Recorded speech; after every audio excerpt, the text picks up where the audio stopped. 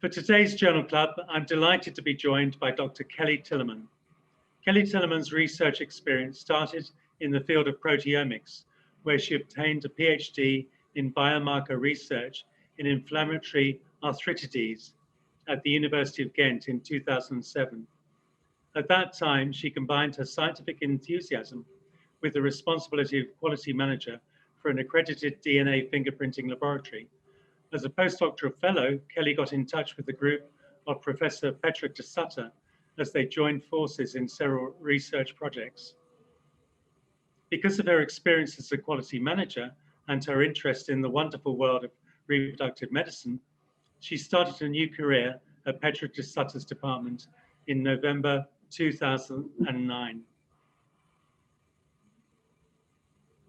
Kelly has combined the task as the quality manager of the Fertility Center and the Bank for Reproductive Tissues and Cells with scientific research in the area of fertility preservation, where they aim to optimize the in vitro maturation of oocytes starting from ovarian cortical tissue. Additionally, and more specifically for fertility preservation in transgender persons, they're trying to develop realistic and innovative fertility preservation for female to male transgender persons. Currently, Kelly is the director of the laboratory at Ghent University Hospital, where she has the privilege to work with a very dynamic and enthusiastic team. They perform all IVF laboratory processes in medical assisted reproduction, run a successful fertility preservation program, and perform embryo biopsy for pre-implantation genetic testing. Kelly is still part of the quality management team, where the mission is to learn and grow as an organization in order to perform and care better for every single patient who visits their fertility center. Internationally, she is the current coordinator of the special interest group SQUAT at ESHRE, Belgian representative for EDQM at the Council of Europe, and board member of the international organization ICCBBA.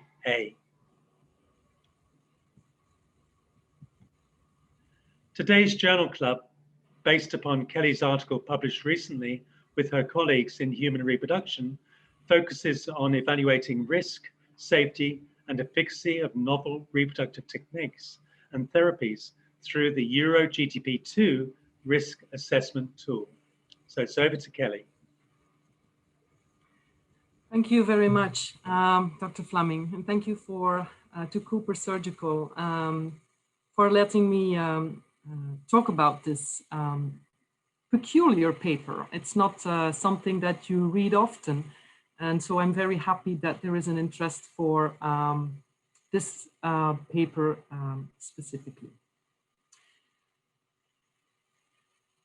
Now, if we think about reproductive medicine, it is a highly dynamic field. And what I mean is that a lot of technical advancements are implemented at a very fast pace. And this very fast pace is in contrast with obtaining solid data on effectiveness and safety, what you normally should do before you implement a new technology in the clinic. Now, when you start out with something new, it's very easy because we label the new technology or treatment as an experimental treatment. So that's very easy. We start out with an experimental approach. So a certain center tries something, starts something, and then at a certain moment in time, we have a healthy baby. A group publishes the first paper. And then another clinic, another center starts using this technology and implement it in their own center. And then at a certain point in time, you can't really consider the technology experimental anymore because a lot of people use it. We have some data on babies, and then things get a little bit messy concerning labeling that technique or that therapy. And what you then normally see is that a group of experts publish an opinion paper stating, well, we are going to remove that label of experimental. And although it's an opinion paper, most of the time it's backed up by scientific knowledge, things that have been published. but you rarely see a thorough risk assessment in those papers. And if you remove the label of experimental, what do we call it then? Do we already call it established technique, or is it something in between? And Eshrey facilitated that decision-making by introducing a framework to label technologies. And that was published by Provoost in 2014. And the reason for doing that was because the ASRM lifted the label of experimental for oocyte vitrification and named it established. And a lot of people said, you know, maybe we should not call it established yet because there are still some issues surrounding that technology. So Provoost made a framework based on 4 criteria to assess efficacy, safety, the uniformity of the procedure, and the effectiveness of that treatment. And based on the assessment of those 4 criteria, you can move your therapy and treatment from experimental on a continuum towards innovative or an established technique. And this is actually a better way to label novel technologies. Because if we think about novel technologies, before implementing that in the clinic, exposing patients to that therapy, you really need to consider all possible risk factors. Because if we think about the safety of our patients, we need to consider all possible negative consequences to the mother or her children. And so the thing that is really missing in a lot of literature on reproductive techniques is risk assessment. And you really need to assess risks in a fundamental way, but also in a systematic way. And currently, or at least before the publication of this paper, there wasn't really a good methodology published, at least in our journals, in fertility journals, to perform a thorough risk assessment. So the EuroGTP Consortium was a huge project funded by the European Commission, 28 organizations, tissue establishments in all sectors. I'm talking about eye banks, cornea banks, tissue banks, hematopoietic stem cell banks, and also banks for reproductive cells and tissues, which is us. And this consortium really wanted to address the need to identify, quantify, and mitigate risks to patients, especially when introducing new technologies. So how did this consortium went to work? There was a group of people that made generic good practices because it was a huge organization. There really needed to be a generic backbone in these methodologies. So they should be usable for all of the sectors. But of course, then after these generic good practices were made, different groups were able to shape this generic methodology according to the specificities of their sector. Because you can realize if you transplant a cornea and an eye, and you think about the risks that that patient is exposed to, they're quite different than the risks of a patient undergoing a novel reproductive technique, because, for instance, we have to deal not only with the patient, but also with the future child, which for the cornea bank people, you just think about the risks in your recipient, and that's it. So these peculiarities and these specificities were implemented in that generic practice. So we had the tissue people, we had the hematopoietic stem cell people, and we had the ART people. So this ART group had meetings, brainstorms to really shape that generic risk assessment tool onto an ART base. We checked the applicability of the tool. We, of course, used the Provoost model because it was a nice model and it was there. It was supported by Eshrey also, which is very important. And so we used that model as a base for the preclinical studies needed after you had done your risk assessment. We made examples for the users. We tested the tool using these examples in little groups. And having put all these groups together, we had about 200 people actually getting to know this tool. We collected feedback on the user friendliness. We checked the coherence of the results of those exercises. So we checked what the risk scores were in the end if people were using it. We all implemented those changes. And in the end, we had our ART risk assessment tool. So here are the main results. We made, based on the generic tool, of course, an interactive assessment tool for ART. This tool is freely available, no costs at all. You just go to the website and you can access the tool. Because risk assessment is not something that everybody does every day, we made a book, a guidance document with all relevant background information, a whole lot of examples so that you can read about it before or while using this tool. This guide is also freely available, just download it via the web. Now, this is how it looks. What is the rationale and the structure behind that risk assessment tool? And this is what I'm going to show you now. So first of all, if you go through this online risk assessment tool, what you first are going to do is answer some questions. And based on the answers of that question, this tool is going to tell you if you are talking about a novelty or not. Because it could be that you are not introducing anything new, right? Then you don't really need to do a risk assessment. But from the moment that this algorithm, and I will show you on which basis this algorithm says that it is a novelty, I will show you in the next slide. If it is a novelty, then you need to calculate your risks and you need to perform a risk assessment. This risk assessment is based on risk factors and risk consequences, and I will also show you what these are by using an example. If you go through that exercise, you end up with a risk score, a risk that is negligible, low, moderate, or high, and then you can perform risk reduction strategies. These strategies are, for instance, you can perform preclinical validation studies in your own center, by which you gain information on certain risk factors and risk consequences. For instance, if sperm is not viable anymore or it is viable, you can assess that through certain technologies. Then you can, by implementing those results, do your risk assessment again. And then maybe you move from a moderate risk to a low risk. And you can, based on that low risk, implement that new technology in your clinic and perform routine follow-up programs.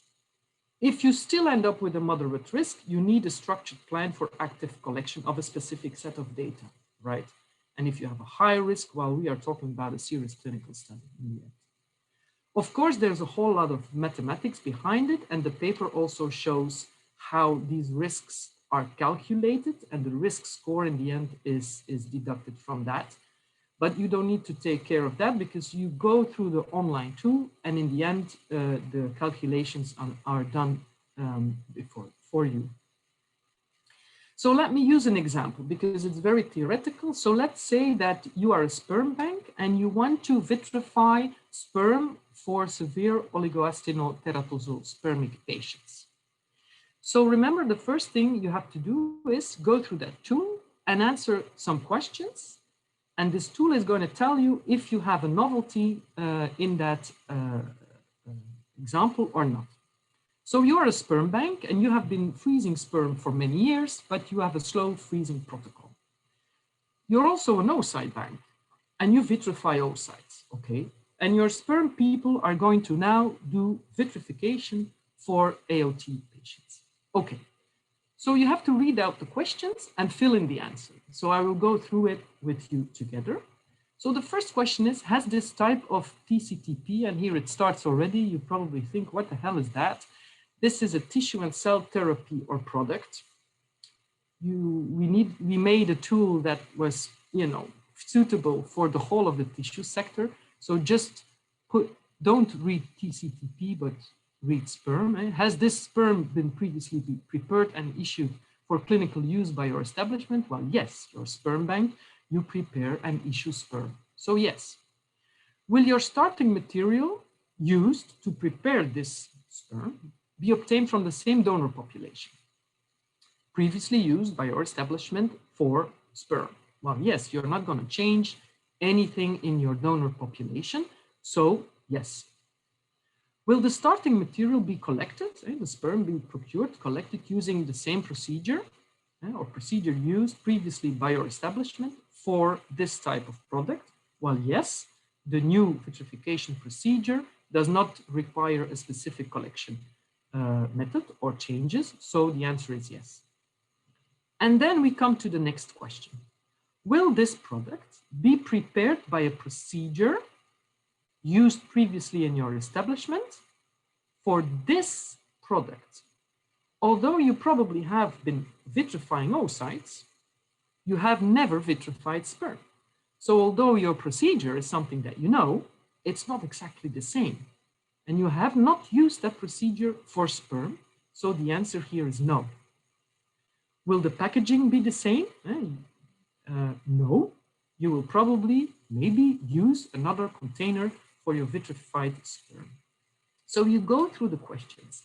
From the moment you have answered one no, you have a novelty and you go to the next step for the risk assessment.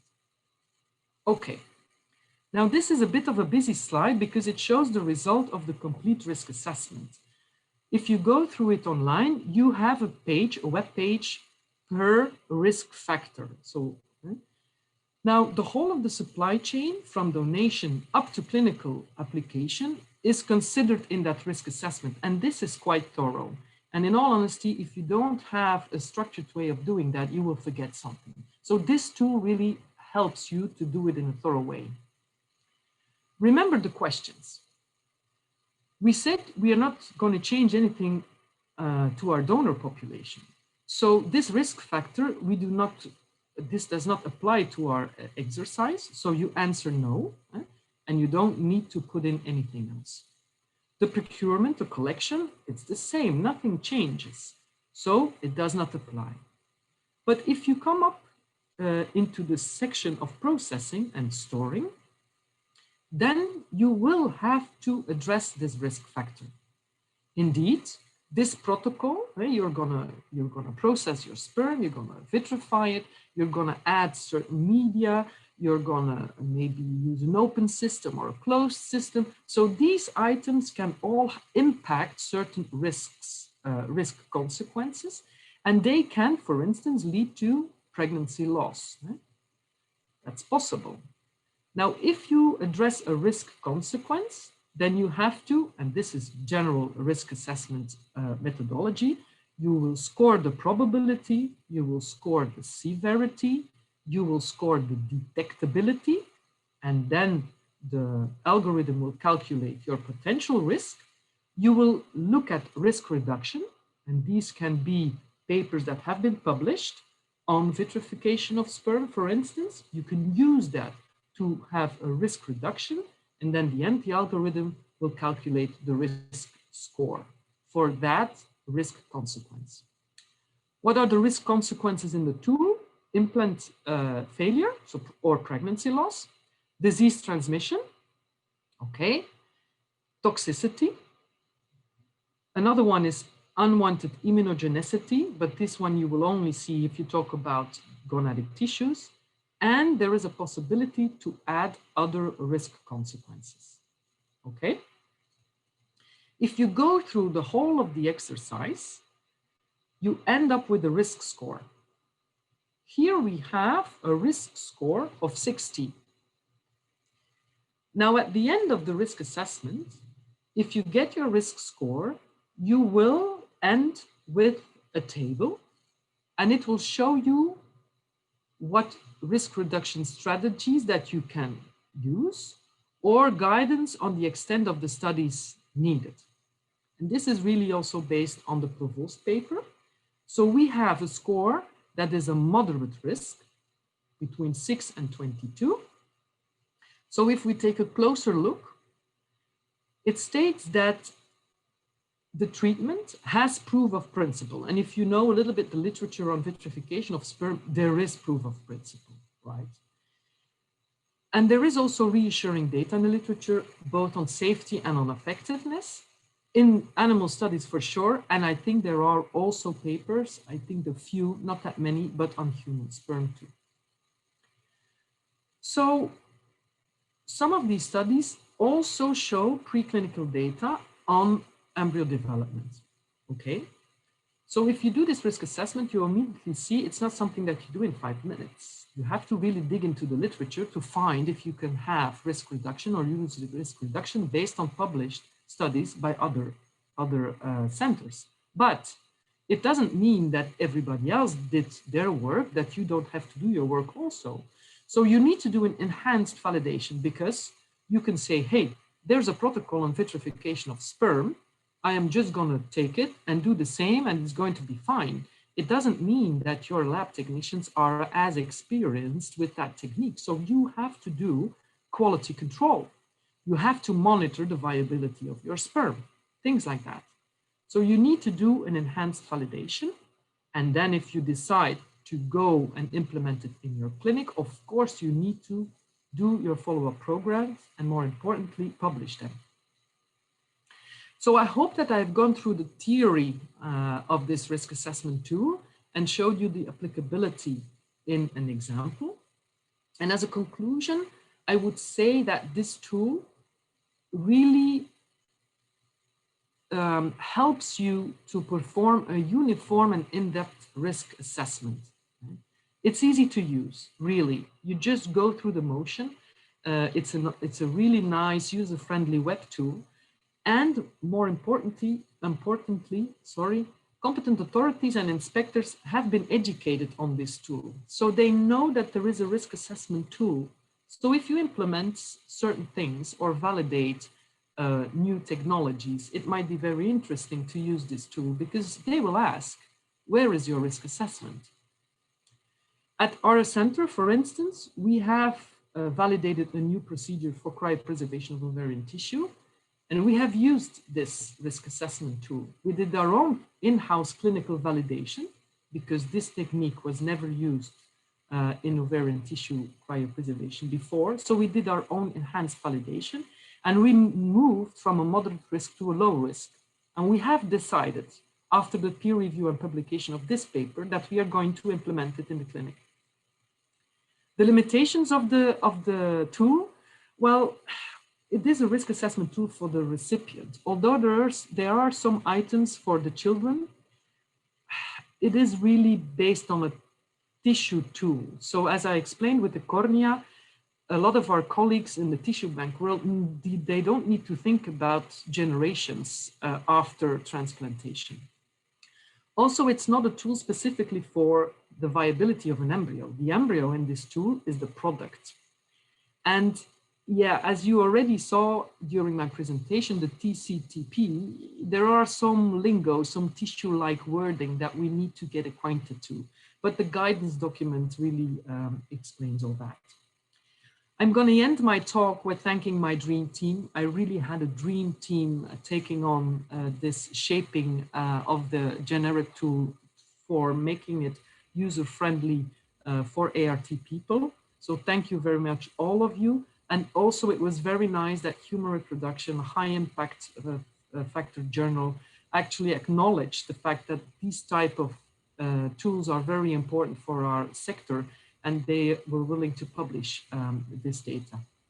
And then I just have to say, take care and stay safe, everyone, and I'm ready for all your questions. Thank you very much.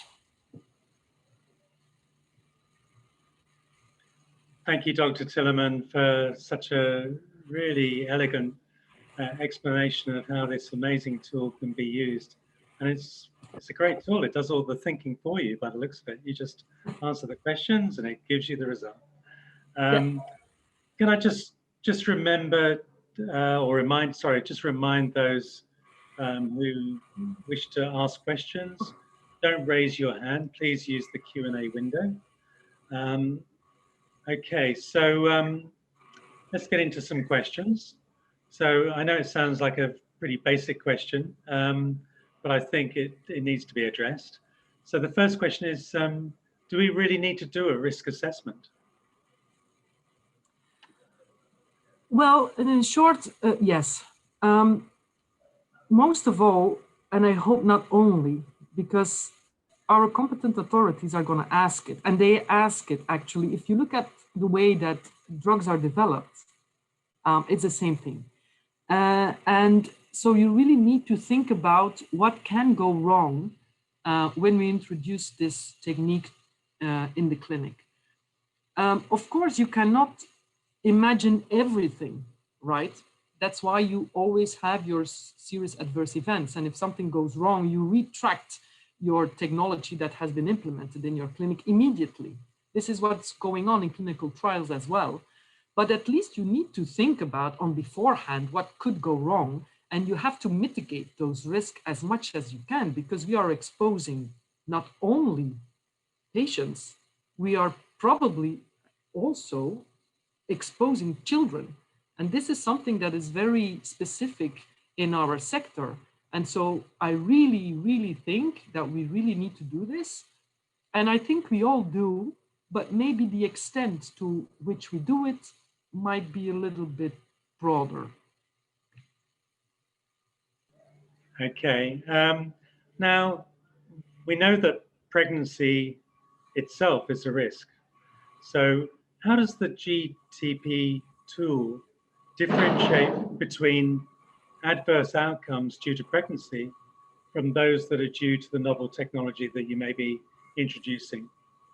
Yeah.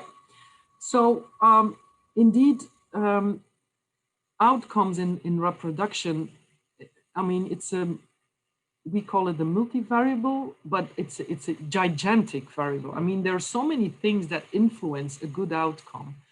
Of course, this tool cannot envision all of that, but when you introduce a novelty, you always compare it with your established technique or the technique that you were using before. So say the example of the vitrification of the sperm, if you use frozen sperm, you know from your database how many miscarriage that you have in your patient population, for instance, or in a specific patient population. And you can use those figures to compare with your new technology.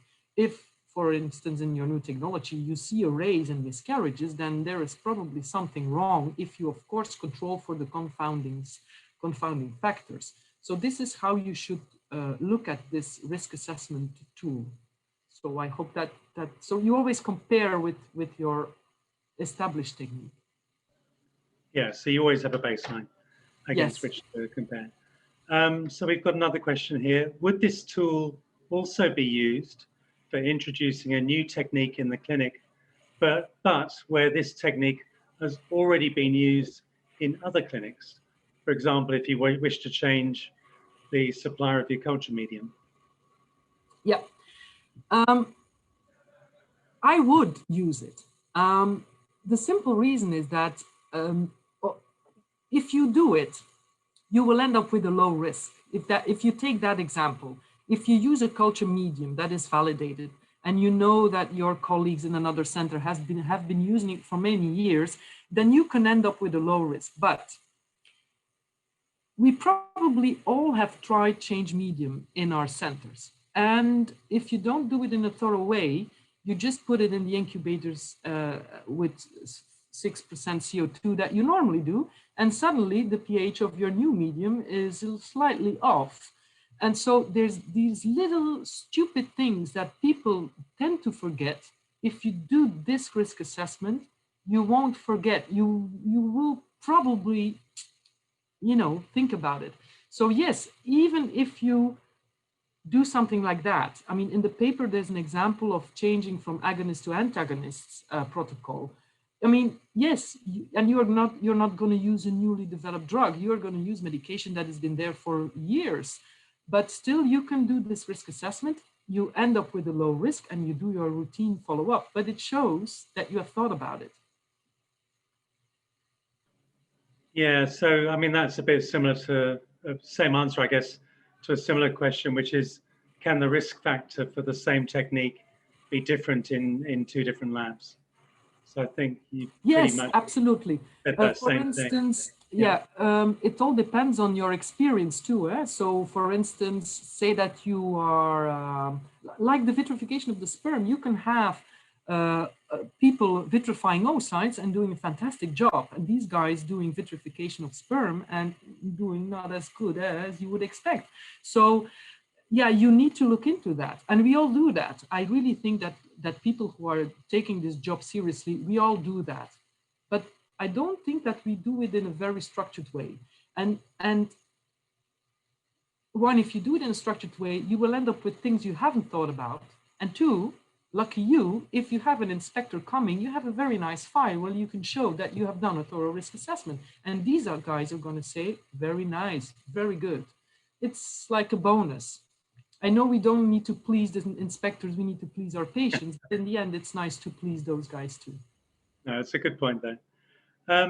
Is the EuroGTP tool capable of evaluating transgenerational risks, such as we know that the effects of obesity or smoking may have upon subsequent generations beyond the child of that person that is exposed to those agents? So can it assess the risk that far ahead? That's very difficult. I would say the tool per se is not going to answer that question, but if you do a thorough follow-up, and after 5, 10 years, 15 years, like the Brussels group have looked into their ICSI children, it is all part of good clinical practice. So if you are really concerned with the things that you do, you look into that. And that's part of your follow-up. So as you have seen, all the risks, even the low ones, go towards a thorough follow-up. And really, we really need to do that. So no matter what your risk is, we all need to follow up all the time, generation after generation. Yeah. I'd be really curious to know whether the EuroGTP tool has been applied to any gene therapies, such as, let's say, the CRISPR-Cas9 gene editing. And if so, what potential risk level did it come up with? Yeah. In all honesty, we did the CRISPR-Cas exercise during our project. So I looked into the files to see what the risk factor or the risk number was of those exercises. And we had most of the delegates doing that exercise ended up with a moderate risk and some with a high. So we are talking about risk factors. I have here, let us say 17, borderline moderate. And then we had some that had a risk score of over 40. So very high. Now, I decided not to publish that exercise in the paper. We also did one on endometrial scratching, and I decided not to publish that either, because you get into, these are not neutral exercises. So we tend to step away from that. But for me, it shows, if you say moderate, we for the CRISPR-Cas, you would say, okay, this should be a high risk. And if you then go into the way that the people scored, most of the time, it depended on the detectability of the risk. So can you detect if something is wrong in the embryo? And of course, I'm not a geneticist. I don't know all the genetic techniques that are possible to look at that. So some delegates scored, yes, probably we can, and others said no. And if you have a risk where you can detect the problem, then you can maybe solve it or do a validation and try to reduce that risk. But if it's an unknown, then your risk score is higher.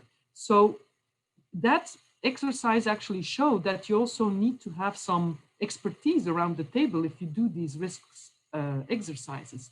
So yeah, we did the CRISPR-Cas and the results were what we expected, but it really showed that you really need to do, have the knowledge to do the risk assessment, have the knowledge of what is possible in detecting certain abnormalities based on genetic editing technologies.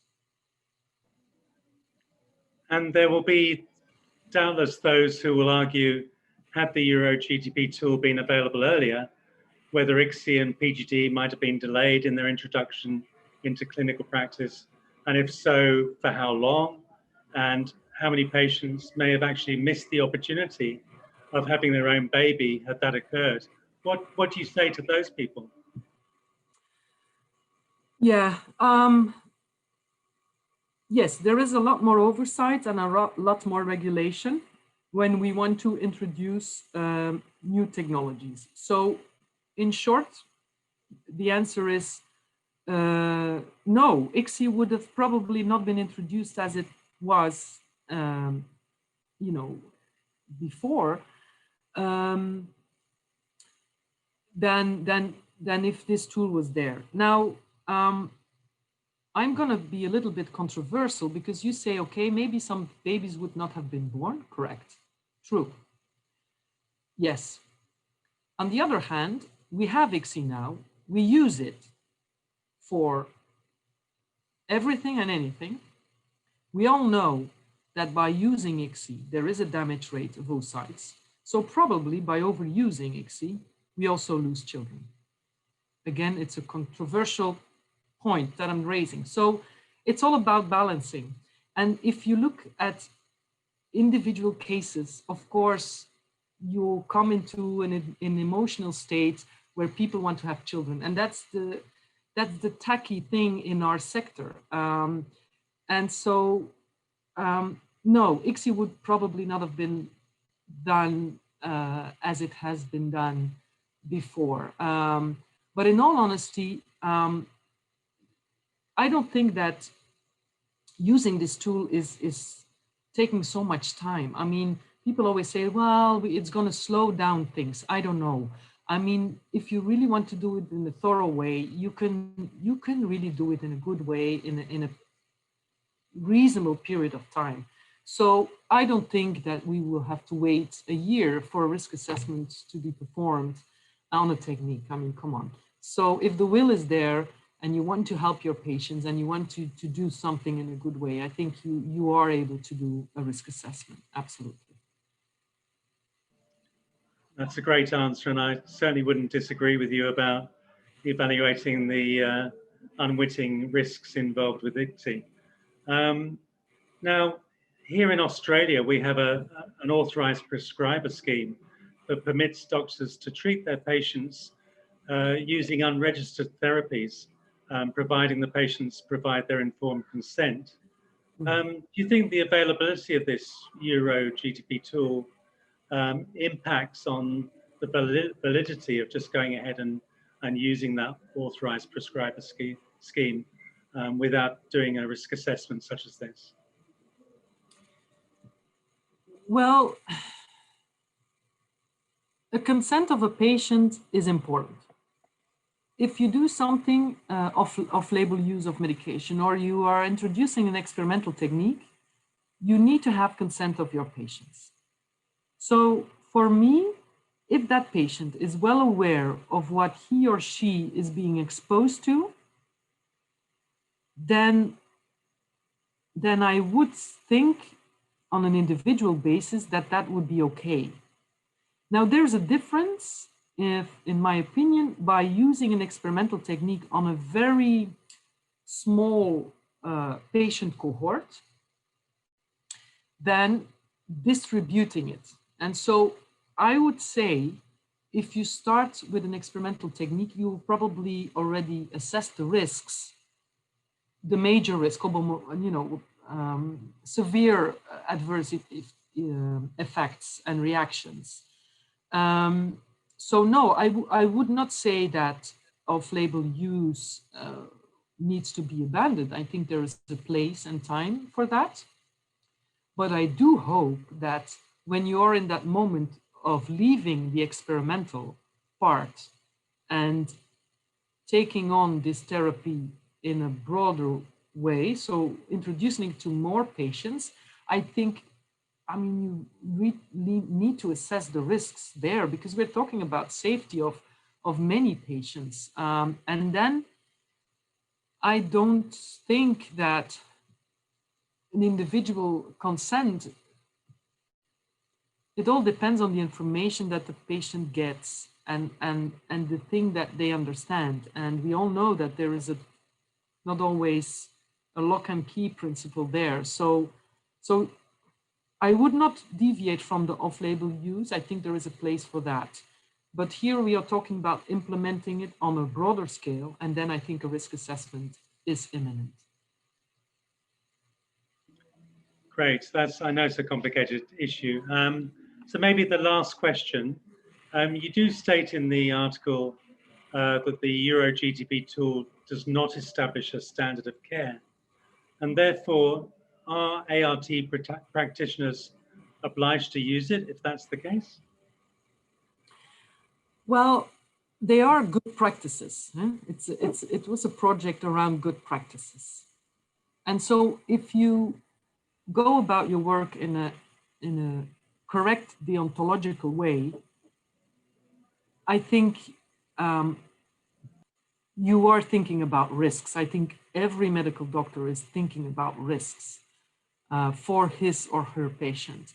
Are we obliged to do it? Well, I think for people who have had visiting competent authorities in their centers, I think the risk is the new word in inspections. So we all need to, it's also what you see in ISO norms. I mean, risk is something that we really need to think about risk so we can take preventive measures. Instead of correcting everything all the time, we need to think on beforehand. And so are we obliged? Well, I think the competent authority is going to ask for that. And I think it's just good practice to do that. And we are all probably doing it in one way or another. But I really think that this is a nice tool if people struggle with doing that or making a file and registering and reporting it. I think this could really help. Does it need to be obligatory? I think it's good practice to do it. So, yep, I agree with you entirely, especially with the coronavirus pandemic influencing our risk. Okay, sadly we've reached the end of this Q&A session. So thank you once again to Dr. Tilleman and to those of you attending this webinar for all of the interesting topics that you raised.